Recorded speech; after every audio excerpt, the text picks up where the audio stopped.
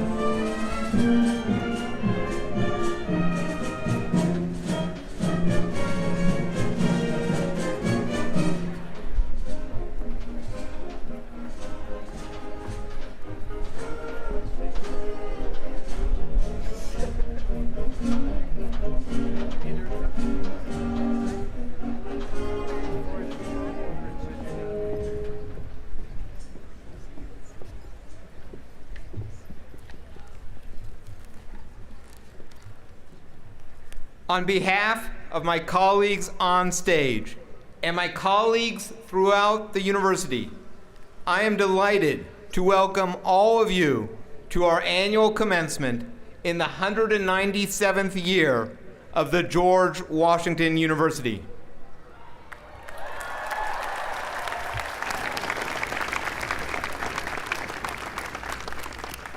We will continue our ceremony with the presentation of the colors by the George Washington University Naval Reserve Officer Training Corps Ceremonial Color Guard, and the national anthem sung by Millicent Scarlett, a professor in the Department of Music.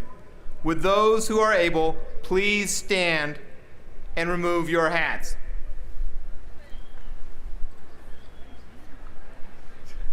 We will remain standing for the retiring of the colors, followed by the invocation from Lindsay Marsh Warren of Grace Covenant Church.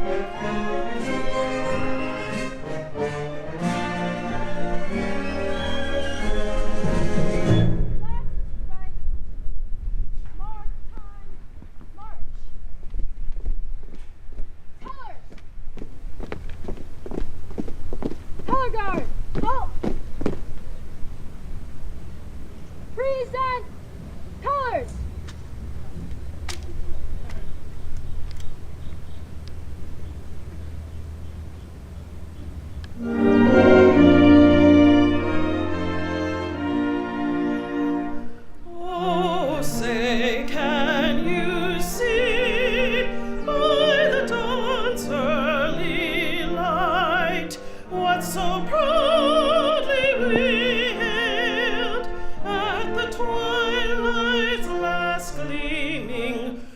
whose broad stripes and bright stars through the perilous fight o'er the ramparts we watched were so gallantly streaming, and the rockets regular, the bombs bursting in air, gave proof through the night that our flag was still there.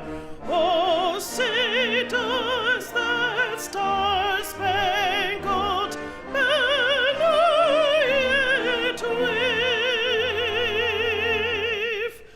o'er the land of the free and the home of the brave.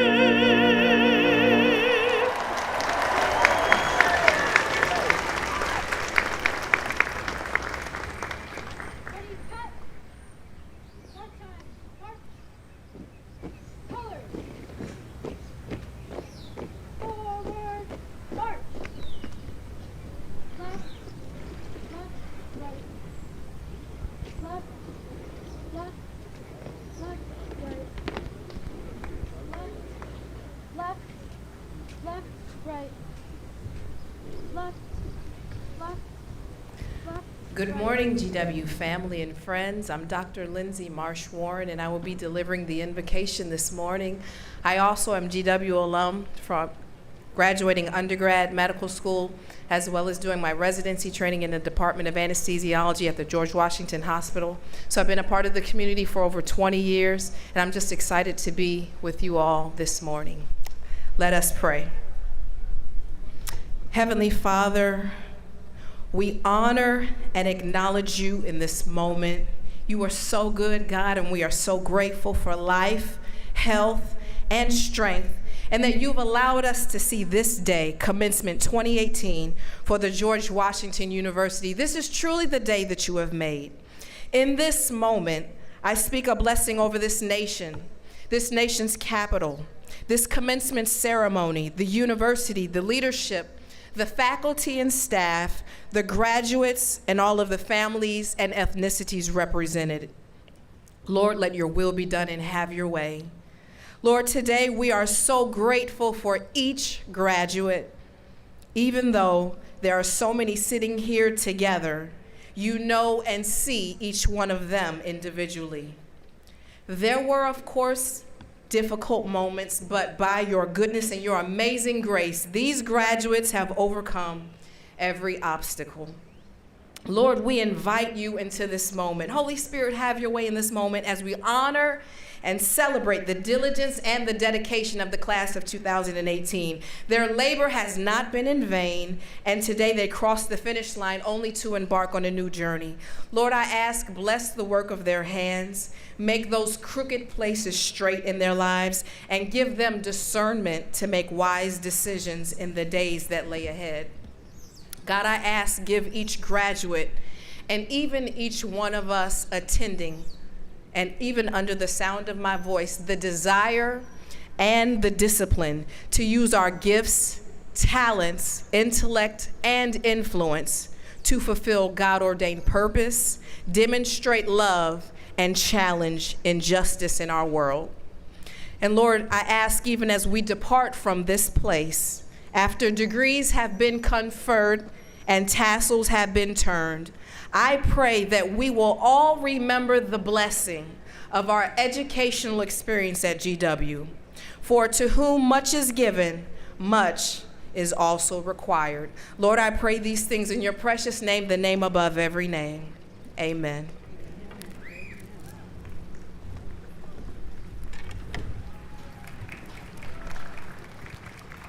Please be seated.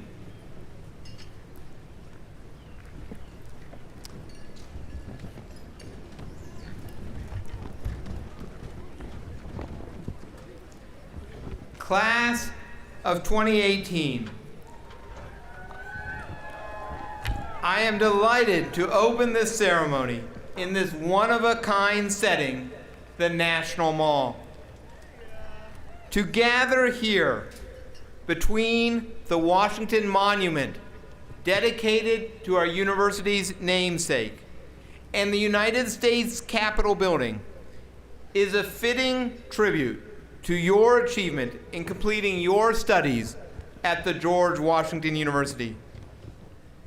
In addition to congratulating the members of the class of 2018, I want to give a special recognition to all the family members who join us today and have been important pillars of support to our students.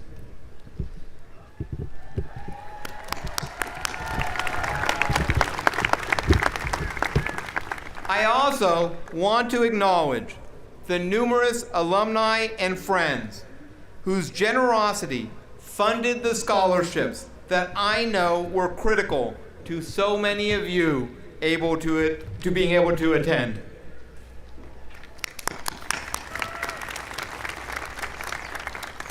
I am now pleased to invite the president of the university to join me at the podium. Dr. Thomas LeBlanc is concluding his first year as president of the George Washington University. President LeBlanc leads a community of faculty, students, and staff that numbers more than 34,000 people. As we approach our bicentennial, President LeBlanc has been continuously emphasizing the contributions that this university makes through the students it graduates and the research it conducts. Please join me in welcoming the George Washington University's 17th president, Thomas LeBlanc.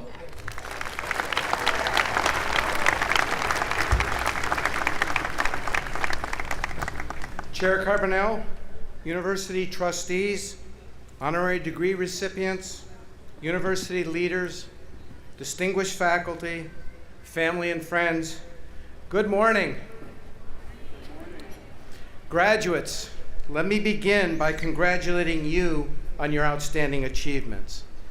Today, on the National Mall, in the bright sunshine, there are 25,000 graduates, family, faculty, friends to celebrate you.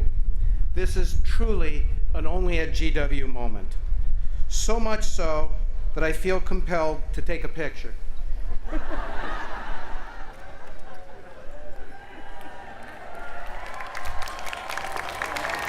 One more.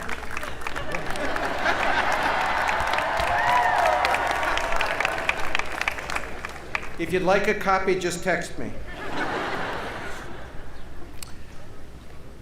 I'd like to thank our host, the National Park Service, for its gracious and generous help preparing this incredible setting for today's ceremony.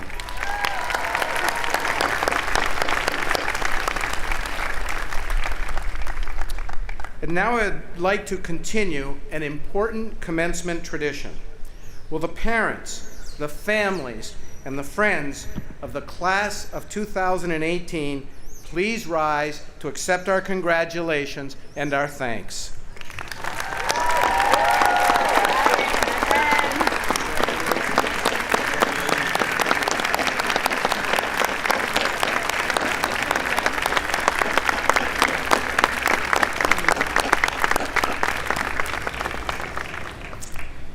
It is now my pleasure to recognize the special guests who today will receive the university's highest honor. Can our honorary degree recipients please stand when called upon? Please join me in welcoming President Emeritus of the George Washington University and University Professor of English, Dr. Stephen Knapp.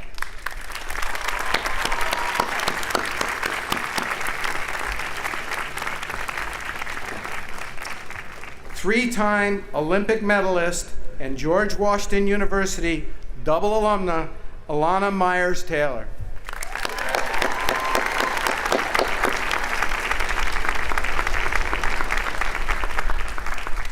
And the president of the National Academy of Sciences and renowned geophysicist, Dr. Marcia McNutt.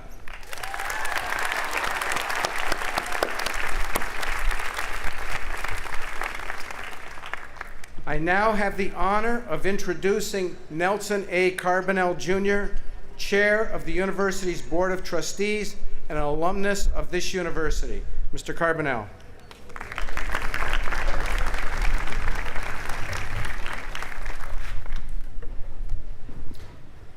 Thank you, President LeBlanc. Now, before I begin my remarks, some of you may wonder, what does the board chair do at commencement? Well, the first thing I do is arrange the weather, so you're welcome. It's going to rain tonight, I believe.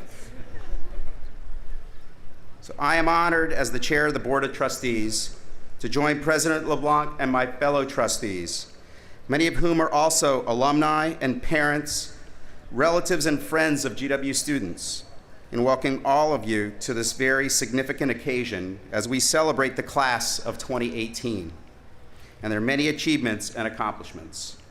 First, may I ask the trustees who have joined us this morning to please rise and be recognized by the audience.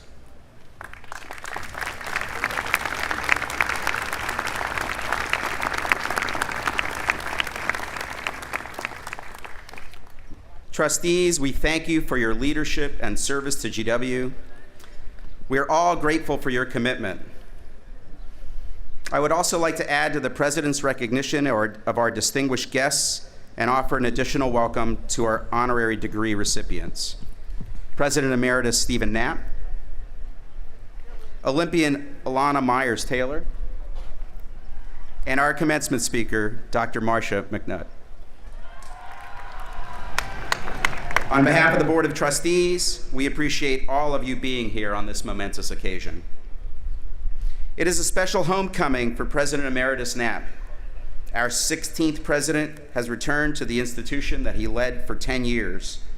During that time, he oversaw the construction of the Science and Engineering Hall, made GW a force in urban sustainability, and completed the $1 billion Making History campaign.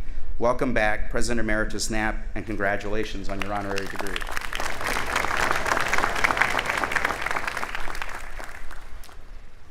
Today's commencement ceremony marks a number of important milestones. It is President LeBlanc's first commencement on the National Mall as president of the George Washington University. Pretty cool, huh? Very cool. For our faculty and staff, it is an appreciation of the effort that you have invested in your students. For the families and friends joining us, today is a celebration of the love and care that you provided to help our graduates through their journey at GW. Finally, for you, our graduates, today represents the culmination of years of hard work and hard-earned knowledge. Your degree signals that you have distinguished yourselves as scholars and citizen leaders. These are important titles that you will carry forward with you into the world. Remember, your experiences at the George Washington University have shaped who you are. At President LeBlanc's inauguration ceremony, I called on you to consider the words of another Nelson, Nelson Mandela, who said, "Education is the most powerful weapon which you can use to change the world. We can change the world and make it a better place. It is in your hands to make a difference." Today, the tumultuous world in which we live needs more leaders like you. We need your hope, optimism, and knowledge to be the change in the world, to change the world and make it a better place. As you become alumni of the George Washington University, it is in all of your hands to make a difference. 33 years ago, I graduated from GW with a bachelor's degree in engineering.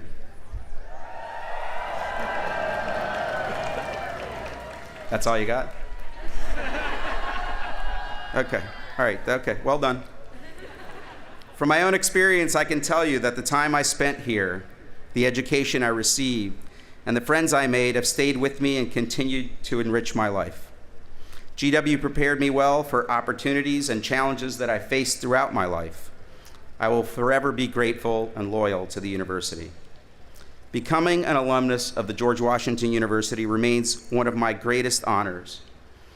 I am excited to welcome all of you as graduates of one of the most respected and admired universities in the world. We are proud of you, and I know you will always be proud to say, I am a graduate of the George Washington University. Congratulations to all of you, and raise high.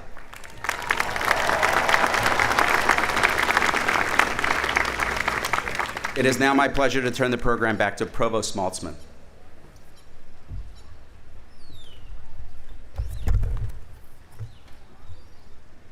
I would now like to recognize this year's recipients of the George Washington Awards.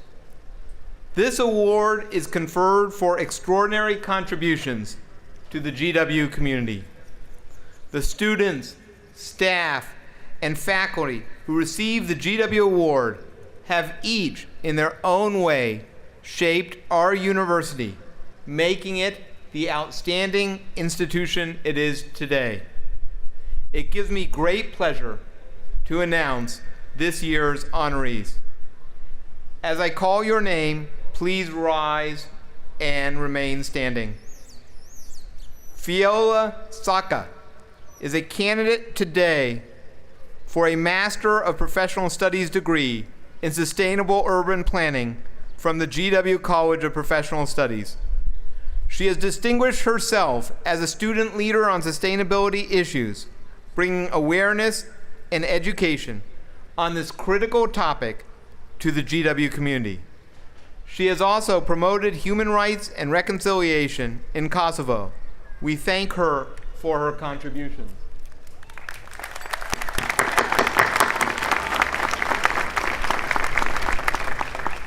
J. Andrew Carlander is a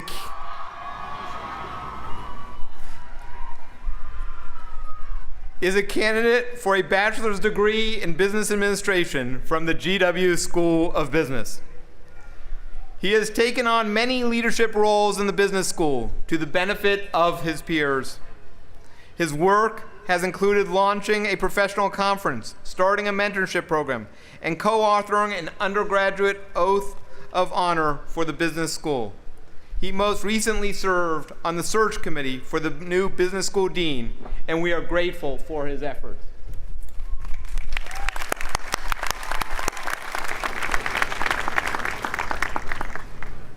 Liesl Riddle is an associate professor of international business and international affairs. She serves as a mentor to the university's inaugural class of Posse Scholars, working with them on their academic and professional progress at the university. She also organizes the Posse Plus Retreat, an annual event that brings almost 100 students, staff, and faculty together to discuss issues that confront our campus and the nation. Liesl doesn't expect accolades for this work. In fact, she takes on the extra hours and then says thank you to us for letting her work with these wonderful students. I am honored to have her as a colleague and a friend.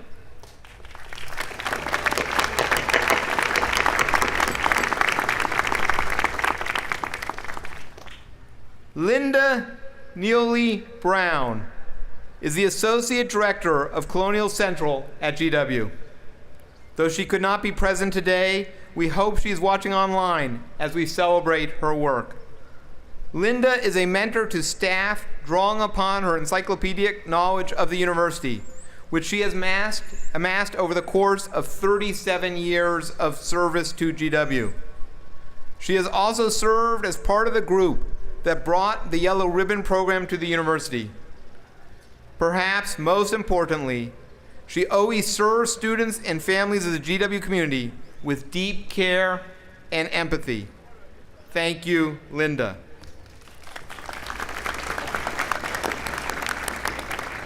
Please join me in congratulating the winners of the GW Awards.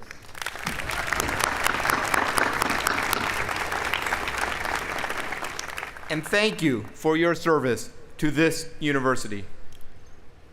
Let me now introduce Dr. Vanessa Marie Perry, President of the GW Alumni Association.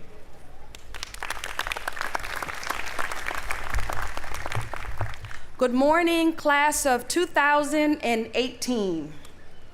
My name is Vanessa Perry, and I'm a 99 graduate of the Milken Institute School of Public Health. And I'm here to officially welcome you to the George Washington University Alumni Association. We are thrilled to have you, and we can't wait to see what you will accomplish. With the Capitol behind us and the monument in front of us, I am reminded of the historic legacy of GW, an institution that stands for the highest values of intellectual pursuit and academic rigor. Last week, you were students, and today you are graduates and alumni of one of the greatest institutions on the planet. You have much to be proud of, and I want you to remember your only at GW moments as many that set you apart from the rest of your peers, from meeting heads of state, entertainers, political pundits, Olympic-winning athletes, and prize-winning authors. Remember, GW did that. Whether it's when I'm here in Washington, D.C., working in New York, or traveling the world, I'm always surrounded by GW alumni. Let me acknowledge the GW alumni among us today and show you that from now on, you too will be surrounded by your GW alumni family. Can all of us who earned a GW degree prior to today please stand and be recognized?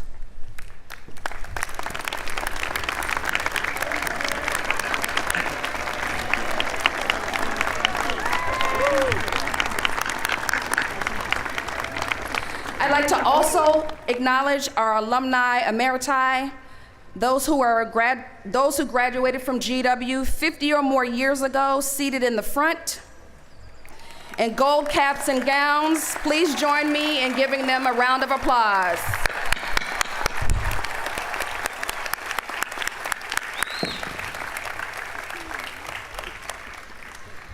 One thing I know about our GW alumni is that we help each other out.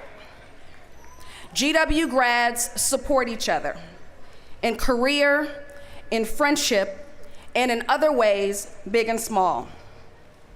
The good news is that because of you, there are now more than 290,000 alumni living in more than 150 countries around the world. And there is strength in numbers. That's 290,000 networking opportunities, 290,000 people ready to help you out. But it isn't a one-way street. It's up to all of us to give back to our university. It's up to all of us to open doors for our GW family. It's up to all of us to help each other out. And the options to help each other out are endless. You can hire an intern, donate to a scholarship fund, or attend a career event for students. You can speak at your favorite professor's class, cheer the loudest at a basketball game, or organize a group of friends to attend a GW reunion. Our university is stronger, our future is brighter, and our alumni are better off when we support each other. I look forward to helping you all out, and I congratulate you on this monumental day.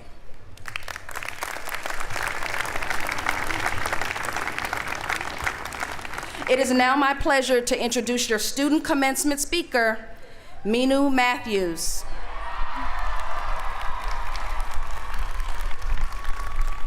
Minu is graduating today with her Bachelor of Arts in International Affairs from the GW's Elliott School. Minu has truly made the most of her time at GW and in Washington, D.C., and I can't wait to hear more from this inspiring young woman. Please welcome Minu Matthews.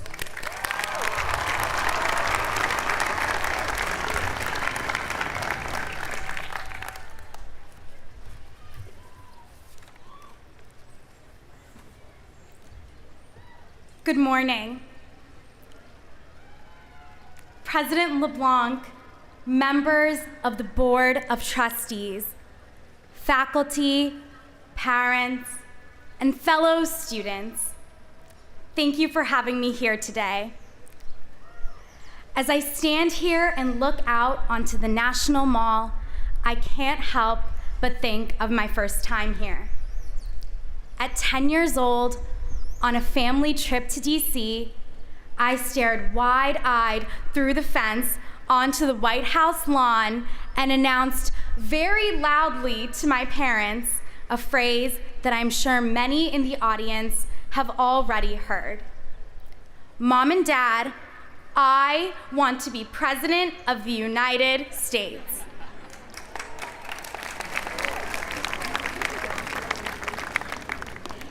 Exactly 10 years later, during my time at GW, I, a first-generation American,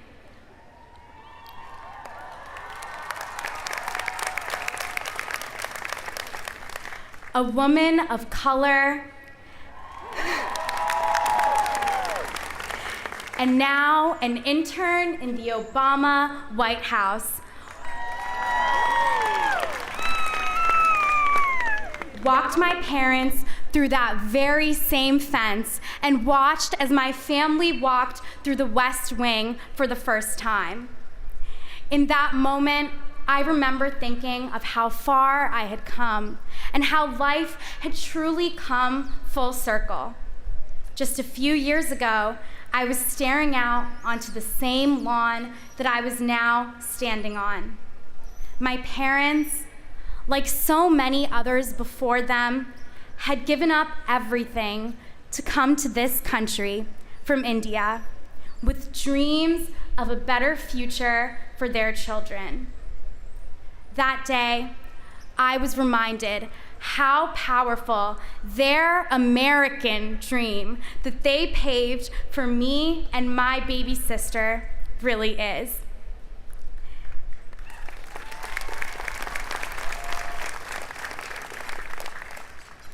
If there's one thing that I've learned during my time at GW, it is that each of us has the power to cross those fences, walk across lawns, and open doors that we never even dreamed we could. Because the classes, the experiences, and the opportunities that GW has given us these past few years have equipped us with the courage and the knowledge to change the world, no matter who we are or where we come from. Looking around at our graduating class, I see the future of America. I see soldiers who will fight for our freedoms overseas, doctors who will find a cure to cancer, future ambassadors and cabinet members who will change the course of history, and educators who will shape the lives of generations to come. I see leaders and adventurers who will make a difference not just in Washington, but in the world. But most importantly, I see classmates turned to friends, professors turned to mentors, and people who have made a city that once seemed so big into a home. In a few minutes, we'll toss our caps and say goodbye to our GW experience, but I know that there is so much left for each and every one of us to do. But I hope that as we stand here in reflection, we take a moment to thank those who were on this road alongside us. Thank you to those who have helped us reach as high as we have. God, our friends, our mentors. Thank you to our professors who have taught us more than any textbook ever could. They have taught us to be leaders and global citizens. Thank you to our staff members who work tirelessly in support of the student experience. From our administrators to those who keep our campus safe and clean.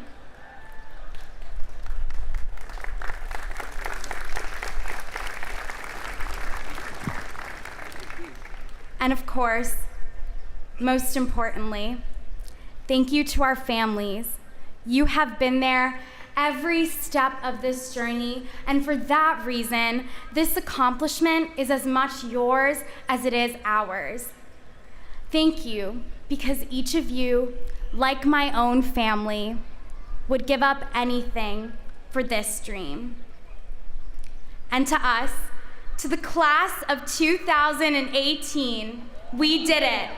And as this chapter comes to a close, I am so excited to see all the things that we will continue to do and all the barriers that we will continue to break together. Thank you.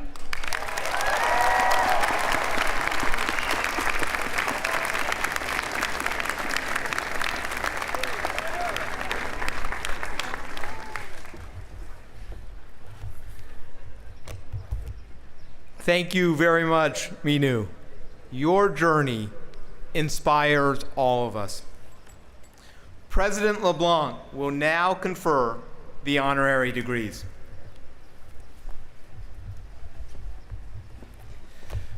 The recipient of the first honorary degree this morning will be introduced by Catherine Chevalier, a candidate today for a Bachelor of Arts degree from the Columbian College of Arts and Sciences. Originally from Los Angeles, California, Catherine is a political science major with a minor in theater. Following graduation, she hopes to continue studying political science and civil rights law in an effort to dedicate her life to social justice and equality. President LeBlanc, I am honored to present to you Stephen Knapp, Doctor of Letters, honoris causa. Stephen Knapp served as the 16th president of the George Washington University. Dr. Knapp joined George Washington in 2007 from the Johns Hopkins University, where he served as Dean of Arts and Sciences and later Provost, after more than 15 years as a distinguished faculty member at the University of California, Berkeley. A specialist in Romanticism, literary theater, and the relation of literature to philosophy, he earned a bachelor's degree from Yale University and a master's degree and a doctorate from Cornell University.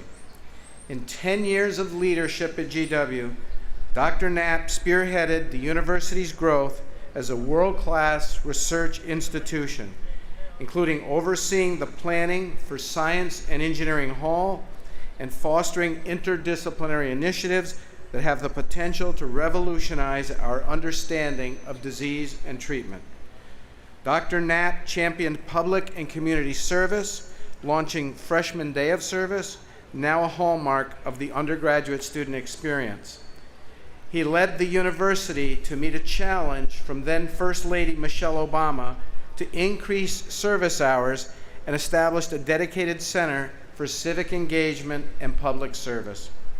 Dr. Knapp worked to expand access to a George Washington University education to students from all backgrounds and to ensure the success of enrolled students through adoption of a test optional policy and the expansion of resources and partnerships dedicated to students. Through Dr. Knapp's leadership and vision, the university has become a hub for the arts in Washington, D.C., with the addition of both the Corcoran School of the Arts and Design and the George Washington University Museum and the Textile Museum. He also set the university on a course to be a model of urban sustainability through efforts such as the Capital Partnerships Solar Project, an innovative renewable energy initiative to harness solar power. Dr. Knapp also launched the university's most ambitious fundraising campaign, Making History, which raised more than $1 billion to support students, enhance academics, and break new ground. Stephen Knapp, in recognition of all the foregoing, and by virtue of the authority granted by the Congress of the United States of America, vested in the Board of Trustees of the George Washington University, I hereby confer on you the degree of Doctor of Letters, honoris causa, and declare you fully entitled to all its rights, honors, privileges, and responsibilities.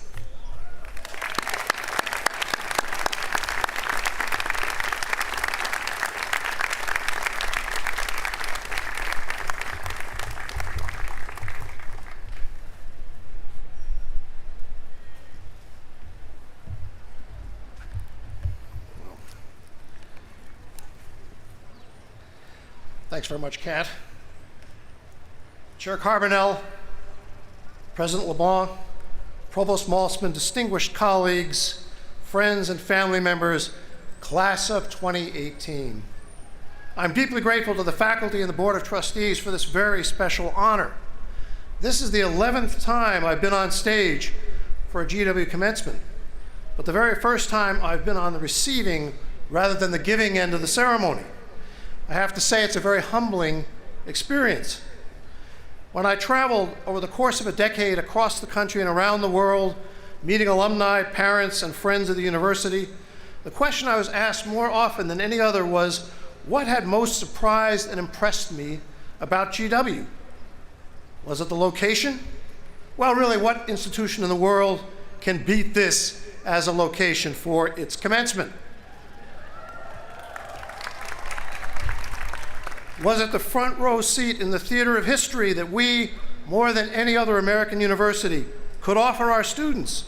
The opportunity, for instance, to hear directly from the President of France on his very first state visit. Was it the breadth and complexity of a university with a dozen schools and a student body approaching 30,000? Or the many remarkable ways in which our faculty members marry theory and practice? My answer was always the same, and it still is. What impressed me more than anything else was our students. You've heard a little bit about that from Minu today. You'll understand what I mean. I know my wife Diane, who's here, along with my daughter Sarah, her husband Ephraim, and their 3 young daughters would agree. In my previous job as the provost of another institution, I spent most of my time with faculty. And enjoyable as that can be, distinguished colleagues, and it really can be enjoyable, it can't quite match the energy and inspiration that a president inevitably draws from the students who come year after year to this great university in the heart of the greatest capital city in the world, and who come because they care about this nation and the many other nations from which we draw them, and because they want to learn how to change the world.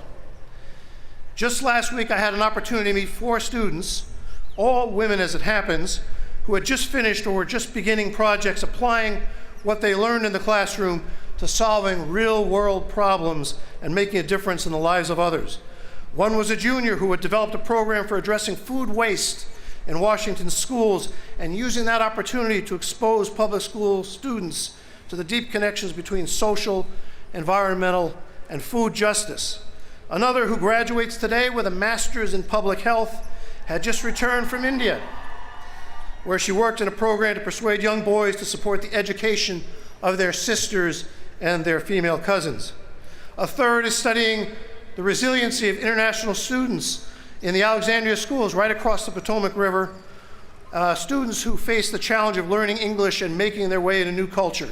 And the fourth is developing a database, a mapping project, and mobile application to help Native American families and tribal leaders address the tragedy of missing and murdered Indigenous women in the US and Canada. I was no longer surprised to encounter such students, but I was as moved and inspired as always. I earnestly hope that all you who are graduating today, whether or not you undertook individual projects of that kind during your time at GW, will carry that spirit of service into whatever you do next. As I said 10 years ago and meant every time, graduates, you are our future. You really are. Thank you.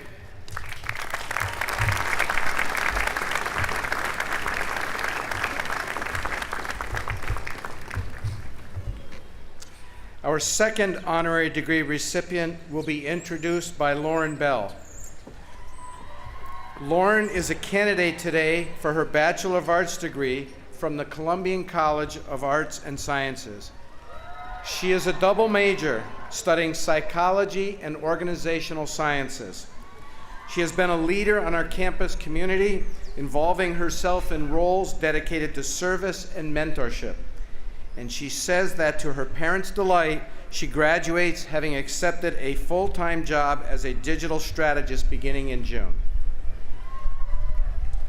President LeBlanc, I am honored to present to you Alana Myers-Taylor, Doctor of Public Service, honoris causa.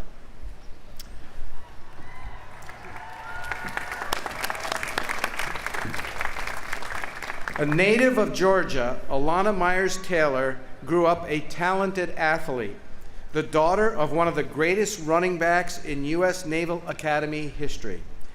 She decided she wanted to be an Olympian at age 11 when the Summer Games came to her hometown of Atlanta.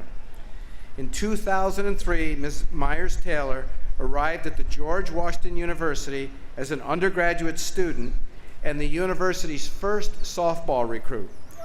She was an exceptional student athlete, finishing her collegiate softball career as the all-time GW leader in nearly every offensive category. She was twice named Atlantic 10 Student Athlete of the Year for softball and honored as an academic All-American. Ms. Myers-Taylor is a two-time GW alumna, earning first a bachelor's degree in 2006 and then a master's degree in tourism administration in 2011. She was the first softball alumna inducted into the GW Athletics Hall of Fame, and her number 24 has been retired. Ms. Myers-Taylor turned to bobsled in 2007 at her parents' suggestion after softball was cut as an Olympic sport. She auditioned for the national bobsled team and was invited to join. In the 2010 Olympics in Vancouver, Ms. Myers-Taylor earned her first Olympic medal, a bronze. 4 years later, in 2014, she was on the Olympic podium again, winning silver in Sochi. Earlier this year, Ms. Myers-Taylor became the first American woman to win 3 Olympic bobsled medals, earning another silver in Pyeongchang. In addition to the Olympic medals, she has also won 4 world championships in bobsled. Ms. Myers-Taylor has been an inspiration to our student athletes who greatly appreciate her visits to her alma mater and the opportunity to learn from her. Her competitive spirit and persistence embody the Olympic and the colonial spirit. Alana Myers-Taylor, in recognition of all the foregoing, and by the virtue of the authority granted by the Congress of the United States of America, vested in the Board of Trustees of the George Washington University, I hereby confer on you the degree of Doctor of Public Service, honoris causa, and declare you fully entitled to all its rights, honors, privileges, and responsibilities. Congratulations.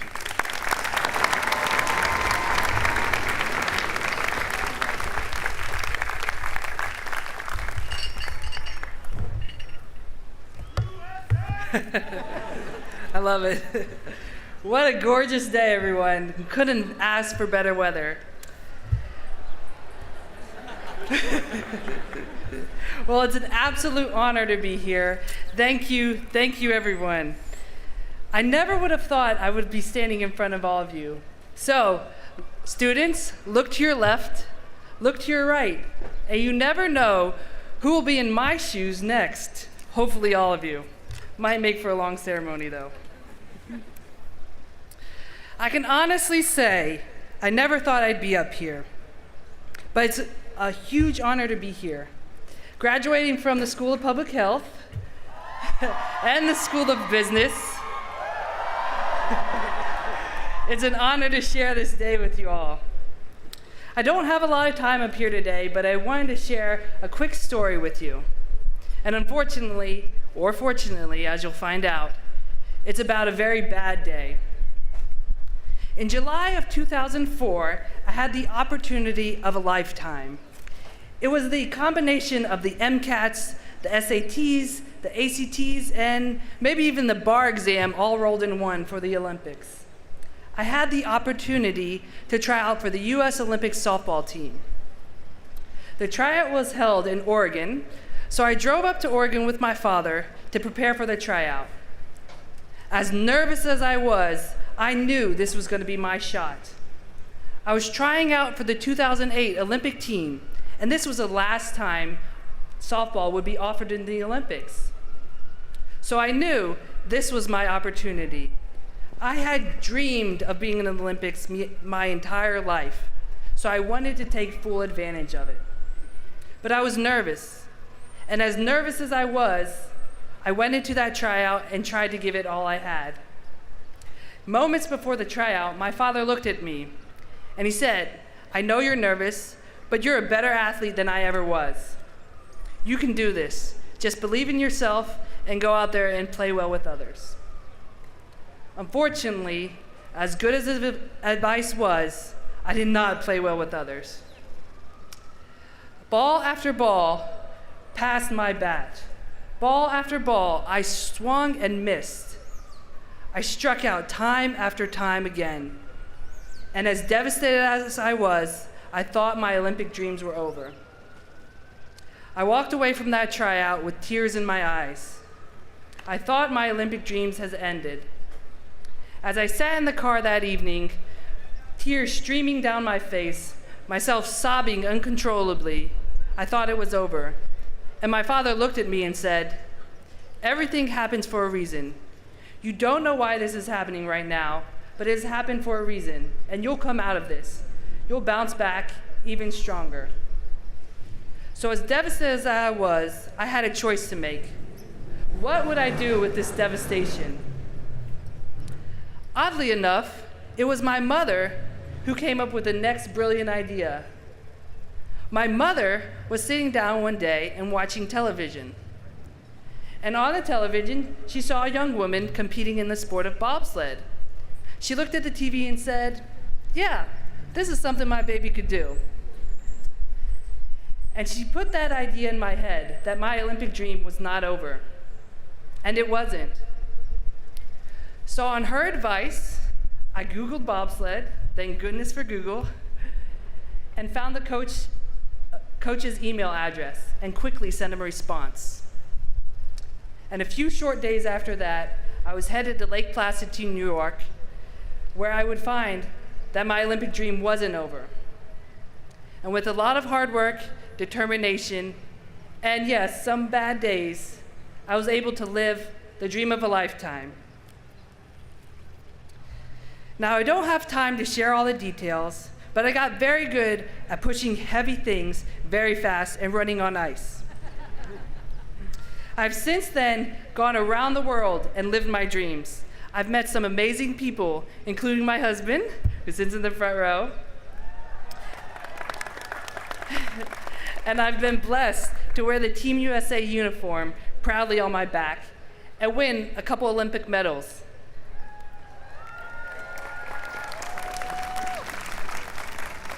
I've often been asked what it feels like to stand on an Olympic podium, and I can tell you, it feels a lot like this. I'm extremely honored to be here today to share this moment with all of you. But if I can leave you with one piece of advice, it's this. As you sit here today, we're really all not that different. I've sat in chairs just like you. I have dreams just like you have. I don't know what your dream is, and I don't know what comes next for you. But I know that all of you should continue to dream. One of the most valuable lessons I've learned since I've graduated is that of perspective. It's a lesson that I continue to learn to this day. And if you've got parents in the audience, they have tons of it. And if you're fortunate enough to have grandparents in the audience, they have stockpiles of it. So I'll close with a question. Take a second to think about your dreams, whatever it may be. What are you going to do when your bad day arrives? It will. What will you do when your bad day arrives? I'll offer you 2 suggestions. First, listen to your mom. And number 2, keep in mind that sometimes a very bad day can be the best thing that ever happened to you. Congratulations to the class of 2018. Thank you.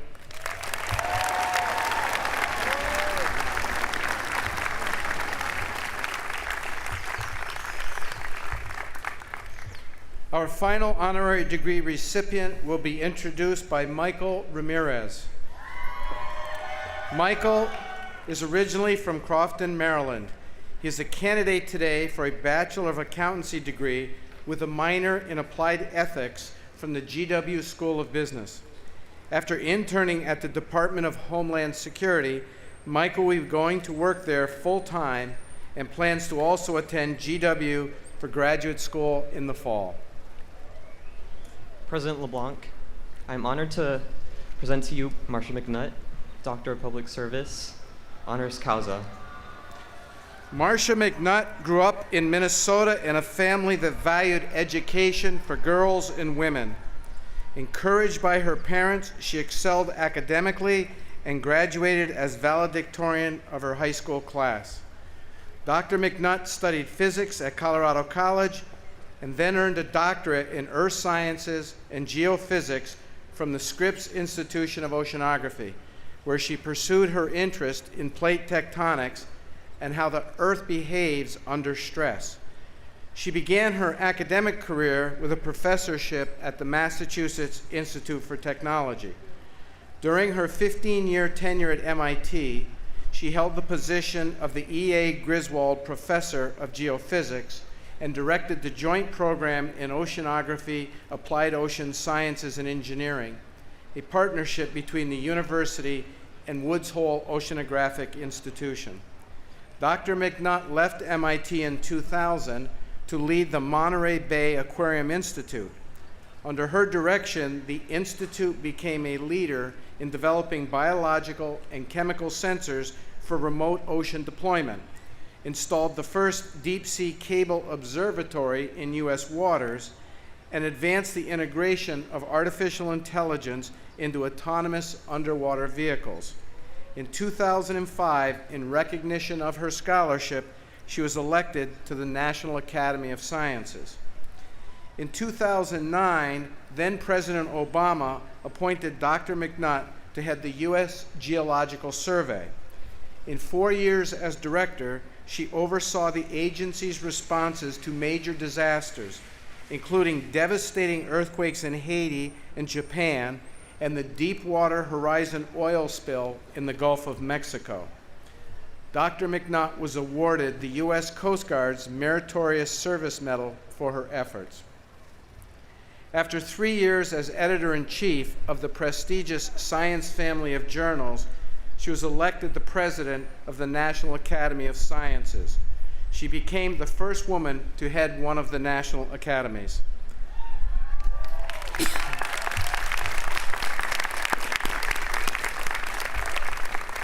Dr. McNutt's many honors include membership in the American Philosophical Society and the American Academy of Arts and Sciences.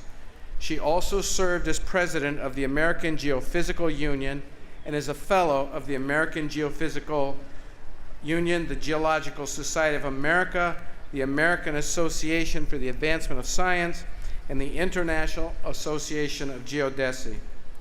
Dr. McNutt has dedicated herself throughout her career to furthering inquiry and scientific discovery. She is a role model for all aspiring researchers. Marcia McNutt, in recognition of all the foregoing, and by virtue of the authority granted by the Congress of the United States of America, vested in the Board of Trustees of the George Washington University, I hereby confer on you the degree of Doctor of Public Service, honoris causa, and declare you fully entitled to all its rights, honors, privileges, and responsibilities.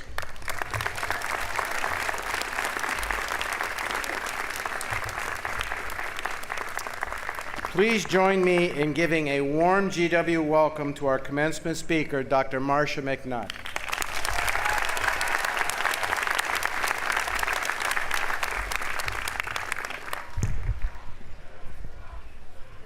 Well, good morning, graduates, parents, family, friends, faculty, and special guests. It is certainly my honor to be here today, given the special privilege of being your commencement speaker. I was actually so thrilled to be asked to speak to you all here today that the first thing I did was I immediately told my 3 daughters about this. And here was their response, if you can show it up on the Jumbotron. Now, I know it's really bright out there and you probably can't see what they said, but they say, "We want a Michelle encore." So I tried not to be too disappointed in my daughter's reaction. After all, we all adore the former First Lady. I mean, you know, duh, of course. So I turned to my faithful and trusted canine buddies and confided in them my excitement. And here was their response. Now, for those of you who can't read what they said, it's, "We want Ruffles' nap." Now, I thought, even you? You know, I don't know, adorable little Ruffles very well, and I'm sure he's probably a very sweet little guy. But my own dogs, who live on our ranch in California, don't always display the best judgment, especially when it comes to personal hygiene. They spend their days jumping into skanky cattle troughs and rolling in pig manure. So, I really questioned what kind of advice they would pass on to you. So I decided it was best to go with the original plan to deliver this address rather than cede my spot to Ruffles. Now, before First Lady Michelle Obama, nearly everyone's first choice, I will admit, to give this encore today, before she addressed GW's graduating class of 2010, she challenged that class to an amazing 100,000 hours of community service, which they delivered. Yeah, yay, class of 2010. Now, I also have a challenge for you, class of 2018. I challenge you to become beacons of hope. I challenge you to become beacons of hope in your careers, in your families, in your communities, and in the world. And I want you to become beacons of hope at a time when many in the US and the rest of the world are losing hope. William Barclay, who was a 20th century Scottish professor of divinity, said that there are 2 great days in a person's life: the day we are born and the day we discover why. The diploma that you will be given today from this great university is a powerful tool for you to discover your why. I want you to find it and use it to bring hope back into this world. So why am I here enlisting you into an army of hope? In late 2016, something unusual and almost unprecedented happened in the United States. Life expectancy of Americans, after decades of gains, began to decline. And the main culprit was opioids. According to statistics from the Department of Health and Human Services, every day 116 people die from opioid overdoses, many being middle-aged Americans, otherwise being in the prime of their lives. The opioid epidemic defies easy answers, but experts agree that drug abuse is on the rise and it's fueled by an epidemic of despair. So what lies at the root of the current malaise? Steven Pinker, a professor of psychology at Harvard and popular author, included a chapter on progressophobia, or fear of progress, in his recent book entitled Enlightenment Now. Pinker argues that a consequence of progressivophobia is the belief that we need to return to the glory days of the past, losing sight of the fact that America and the rest of the world are and continue to be getting better when viewed by historical standards. At a macro level, Pinker is right. Death from wars has been steadily decreasing throughout the world. Most communicable diseases have been brought under control through vaccines. Thanks, public health. Yeah, you. Widespread availability of antibiotics has tamed bacterial infections. Globally today, more people actually die from overeating than from starvation. We each have the knowledge of the world available at our fingertips from our cell phones. Thanks, School of Engineering. People have the prospect of being able to live longer, healthier, and more productively than during any previous time in human history. 100 years ago, farmers were 30% of the American workforce. Today, it's less than 2%. Advances in agricultural science and technology have resulted in a migration from rural America to cities, freeing up more citizens to be bobsledders, or artists, or astronauts, or poets, or whatever they want to be.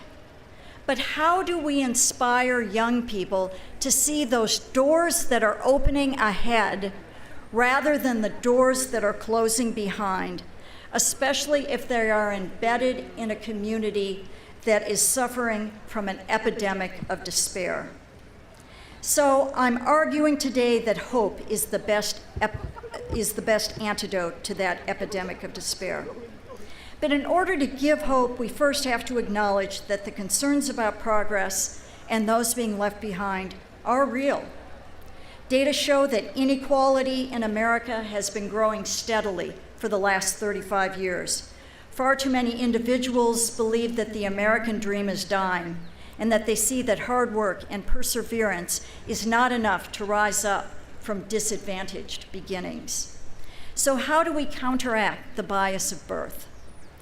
Well, let me tell you about a woman I was pleased to meet at the National Academy named Frida Pauly, who is the CEO and founder of a small startup called Pymetrics. At a time when too many experts in AI and neuroscience are using their skills to try to get people to click on an ad, she is instead providing hope for those who aspire to the American dream. She applies neuroscience gaming and cutting-edge machine learning and artificial intelligence to make hiring decisions. The beauty of it is that it eliminates the bias inherent in hiring based on the standard resume.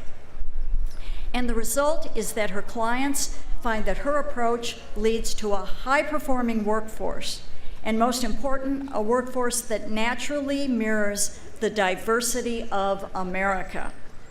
As an example, one of her clients hired into a top-paying job a new employee whose only prior experience had been as a stock boy.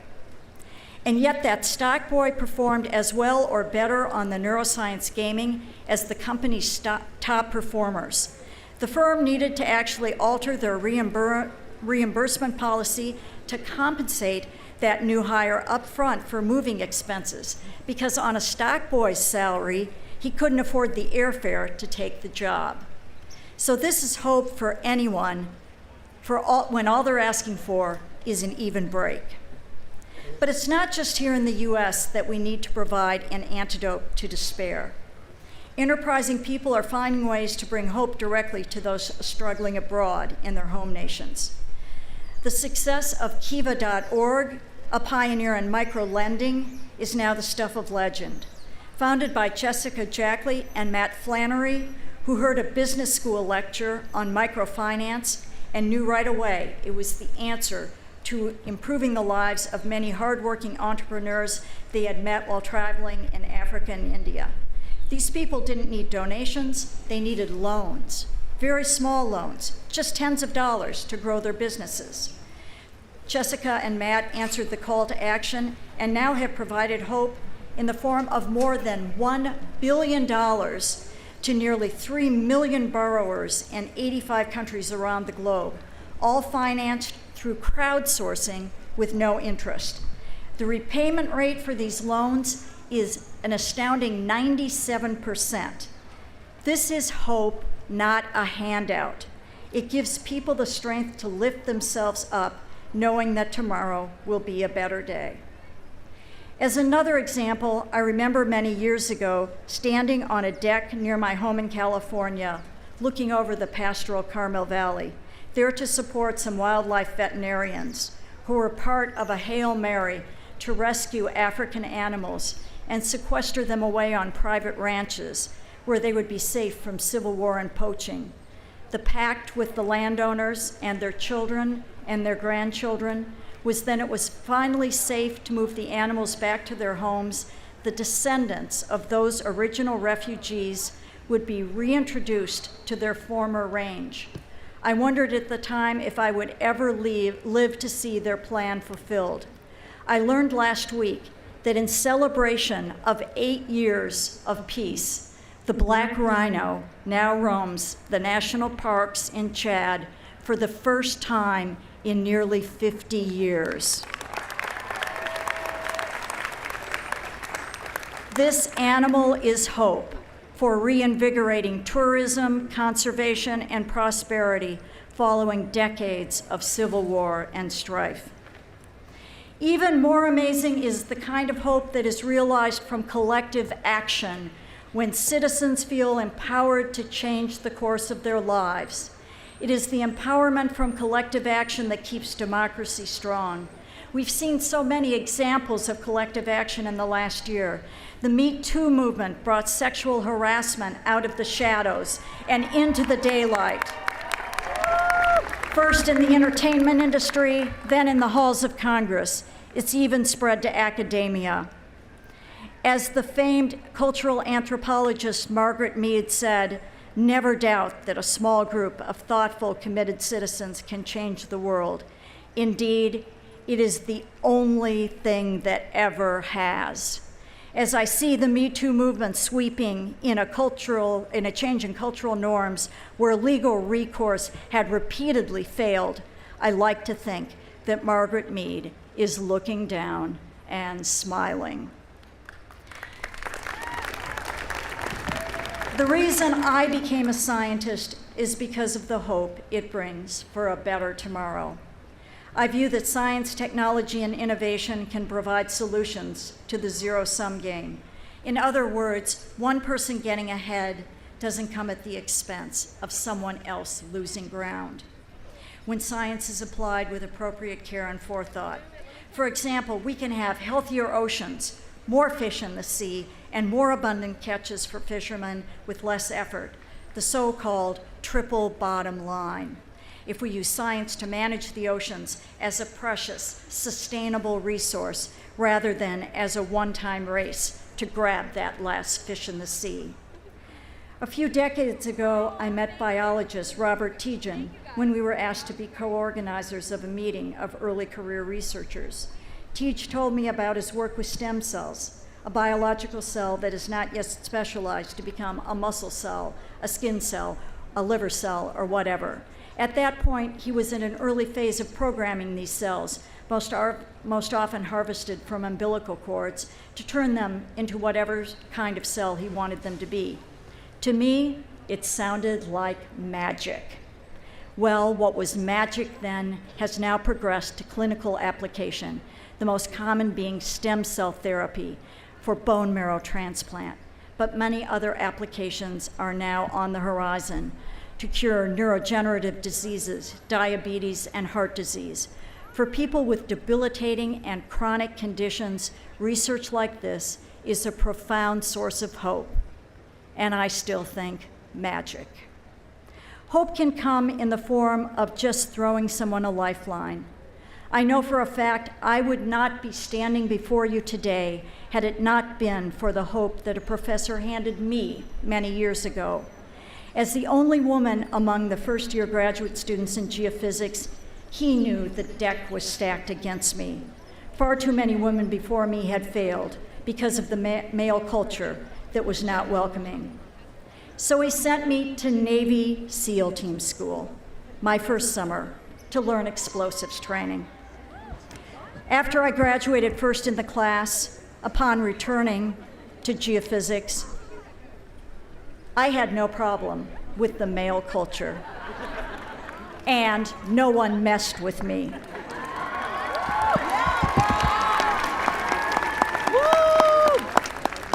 My prospects for completing a degree had suddenly improved markedly, and I tried for the years after to repay that favor forward with my own students and with my daughters and with the other women I came into contact with. The moral is, hope is contagious, and it's a good kind of contagion. So hope is actually all around us, but there's still not enough of it. The good news is that each of you graduates here today has just the skills you need to become an agent of hope. A recent report just out from the National Academies advocates that citizens of the 21st century will benefit from an education integrating the arts, the humanities, the sciences, and the social sciences, the type of education provided by George Washington University. Because hope is inspired when you can dream like the artist, show the heart of the humanist, formulate solutions with the insight of a scientist, and execute projects with the precision of the engineer. I heard a former Navy SEAL say that just the sound of an approaching helicopter would be enough to rally the vital sounds of a grievously wounded comrade, often enough for that soldier to hang on until the medics could treat his injuries. Something as simple as that helicopter sound, and he lives to fight another day. Godspeed to you, class of 2018. I charge you to be that helicopter.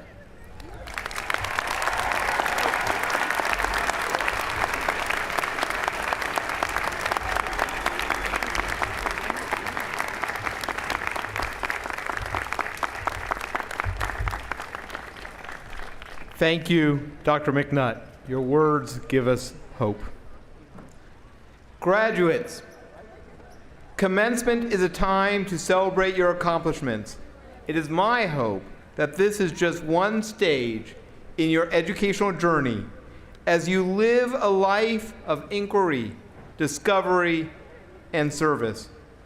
President LeBlanc, I invite you to join me at the podium to offer your charge to the graduating class of 2018.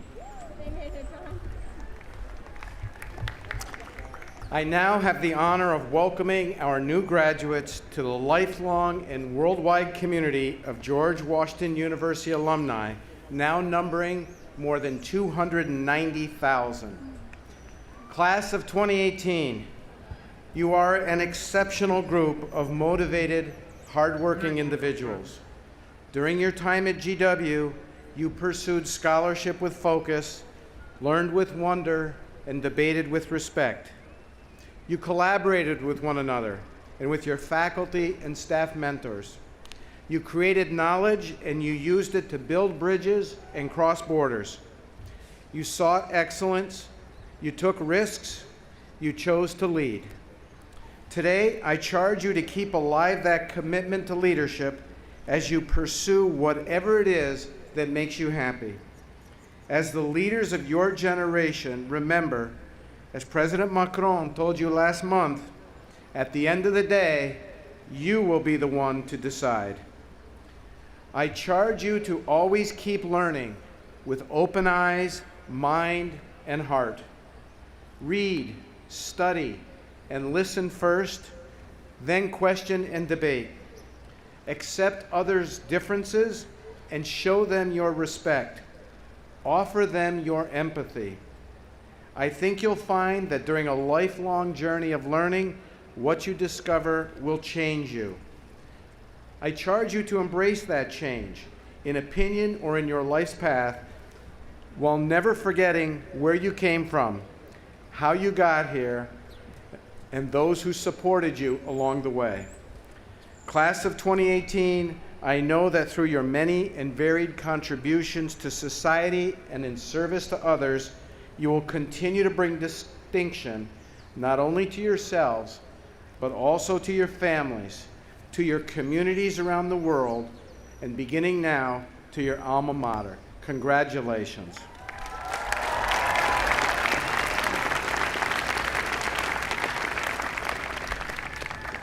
Thank you. Thank you, President LeBlanc. Now, the President of the University will confer the associate's, bachelor's, master's, doctoral, and professional degrees. I ask the deans to rise and come forward in the order of the founding of their schools. Graduates, as your dean announces degrees from your college or school, please rise and remain standing until all of the degrees of the university are called. For degrees in Columbian College of Arts and Sciences, Dean Ben Vinson.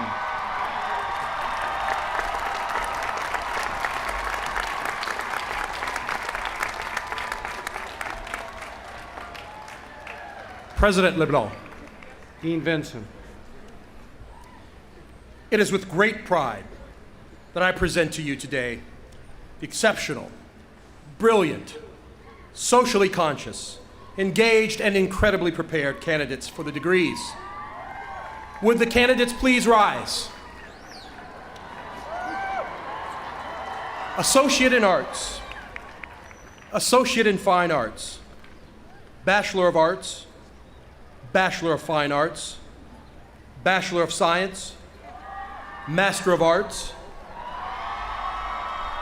Master of Fine Arts, Master of Forensic Sciences, Master of Philosophy, Master of Psychology, Master of Public Administration, Master of Public Policy, Master of Science, Doctor of Philosophy, Doctor of Psychology. These candidates have completed all requirements for the degrees indicated, and the faculty asks that the degrees be conferred.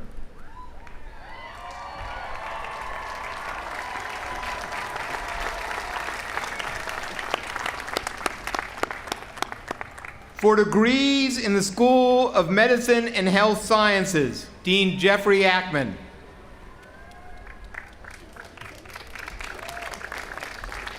President LeBlanc, Dean Ackman. I am delighted to present these outstanding, altruistic, compassionate future leaders in medicine and healthcare, the candidates for the following degrees. Would the candidates please rise? Associate in Science, Bachelor of Science in Health Sciences, Master of Science in Health Sciences, Doctor of Medicine, Doctor of Occupational Therapy, Doctor of Physical Therapy. These candidates have completed all requirements for the degrees indicated, and the faculty asks that these degrees be conferred.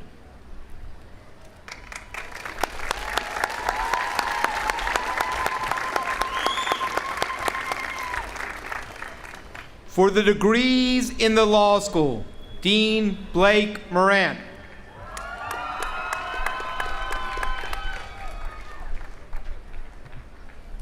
President LeBlanc, Dean Morant. it is my pleasure to present these extraordinary candidates for the following degrees. Will the candidates please rise? Master of Studies in Law, Master of Laws, Juris Doctor, Doctor of Juridical Sciences. These candidates have completed all of the requirements for the degrees indicated, and the faculty asks that the degrees be conferred.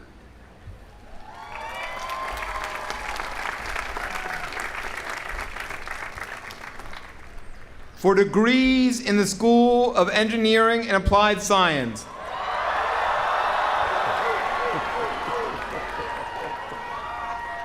Dean David Dalling.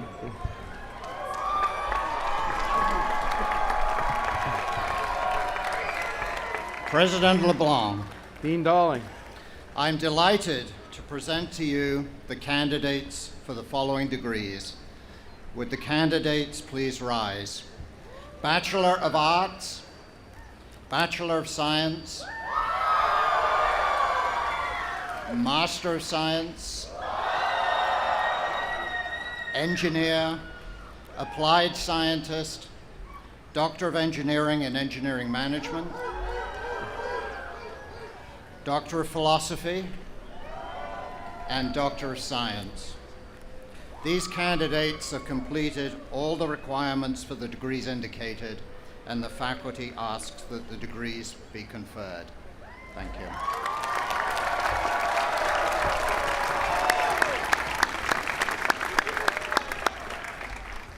For degrees in the Graduate School of Education and Human Development, Dean Michael Foyer.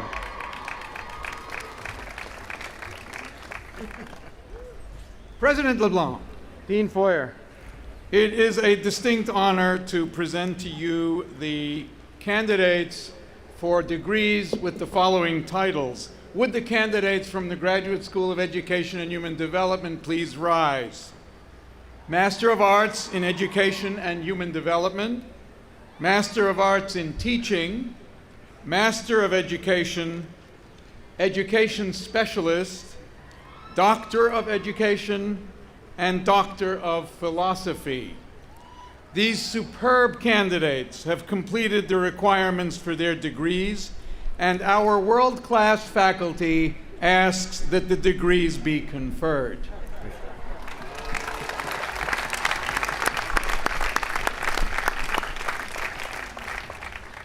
For degrees in the School of Business, Dean Vivek Chowdhury.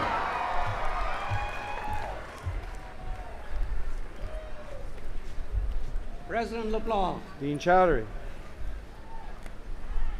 It is with great pleasure that I present the entrepreneurs and future leaders of corporate America that have all pledged to bring hope to all of humanity. Would the candidates for the following degrees please rise? Bachelor of Accountancy, Bachelor of Business Administration, Bachelor of Science, Master of Accountancy, Master of Business Administration, Master of Science in Business Analytics, Master of Science in Finance, Master of Science in Information Systems Technology, Master of Science in Project Management, Master of Science in Government Contracts, Master of Tourism Administration, and Doctor of Philosophy. These candidates have completed all requirements for the degrees indicated, and the faculty asks that the degrees be conferred.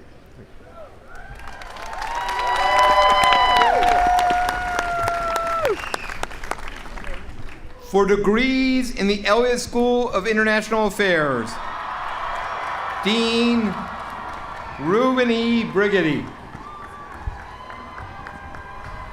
President LeBlanc. Dean Brigady.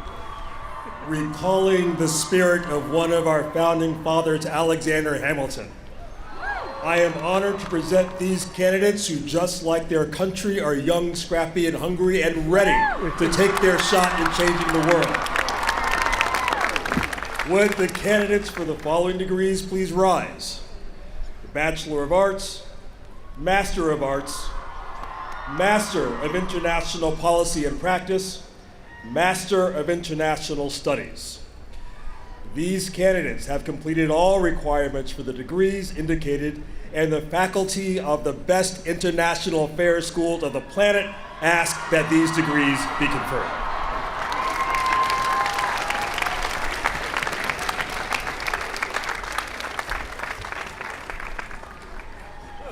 For degrees in the Millikan Institute School of Public Health,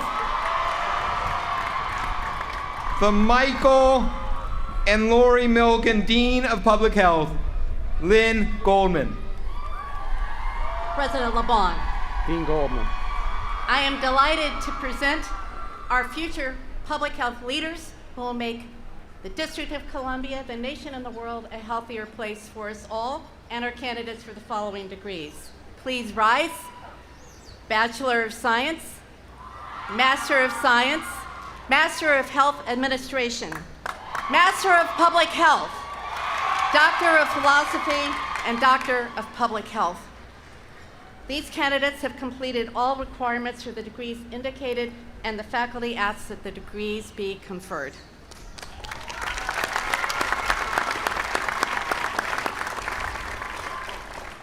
For degrees in the College of Professional Studies, Dean Christopher Deering.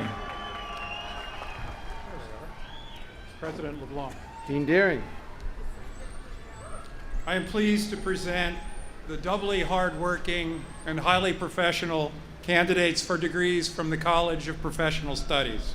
Would the candidates please rise for the Bachelor of Professional Studies and the Master of Professional Studies. These candidates have completed all requirements for the degrees indicated, and the faculty asks that the degrees be conferred. Thank you, Dean Deering. For degrees in the School of Nursing, Dean Pamela Jeffries.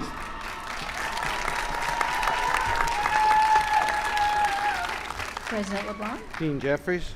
I am proud to present the outstanding candidates for the following degrees. Would the candidates please rise? Bachelor of Science in Nursing, Master of Science in Nursing, and Doctor of Nursing Practice. These candidates have completed all the requirements for the degrees indicated, and the stellar faculty asks that the degrees be conferred.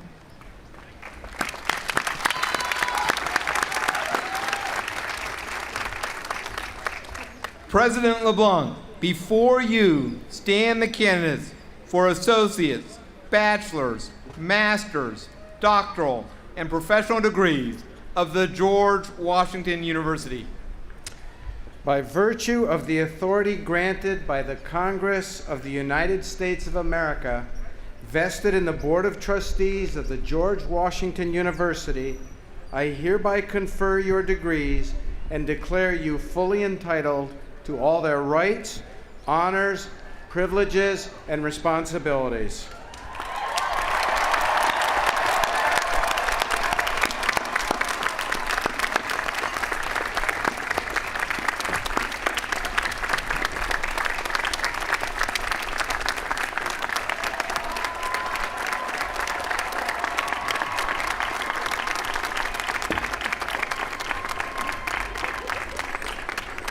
As a symbol of your new status as university graduates, you may now move the tassels on your caps from the right to the left. Congratulations to you all.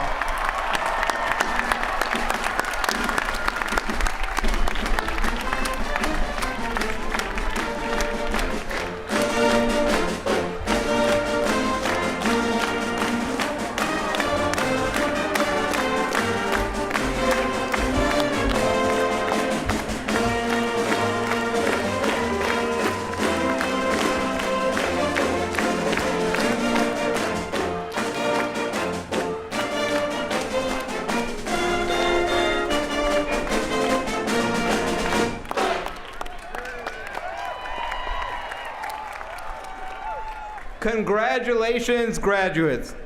Please join Milton Scarlett in singing your alma mater. The words are on the back of your program, and please remain standing for the academic reception.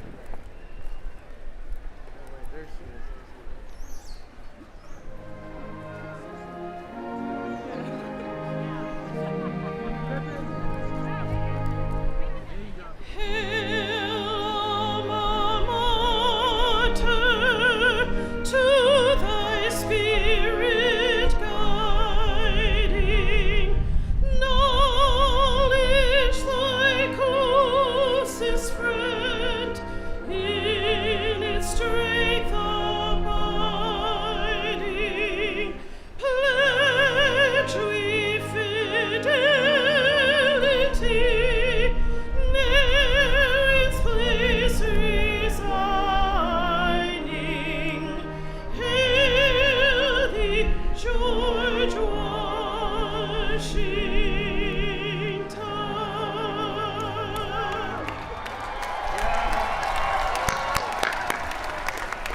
Congratulations to the class of 2018.